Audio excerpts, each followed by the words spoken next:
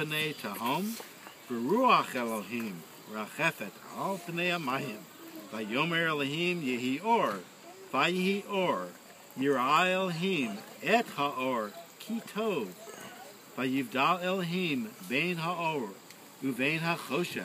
Vayikra Elohim laor yom lechoshech kara laila vayihi erev vayivoker yom echad. Marsh, would you mind reading that first paragraph in English for us, so we can? Genesis 1:1. When God began to create heaven and earth, the earth being unformed and void, with darkness over the surface of the deep and a wind from God sweeping over the water, God said, "Let there be light," and there was light. God saw that the light was good, and God separated the light from the darkness. God called the light day, and the darkness God called night. And there was evening, and there was morning, the first day. Okay, the Torah is very special. A sofer is the one who actually writes each letter on the kosher parchment.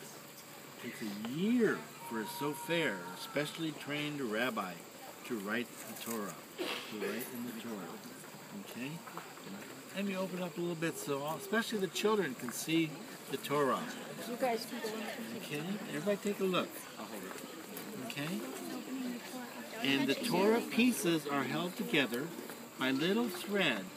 And the threads are come from a kosher animal, from a part of the kosher animal, from a part of their body. And it's all specially made, specially blessed. Okay? Everybody see the Torah? All the kids? Gabi? You see it? Okay. All right. Anybody have any questions?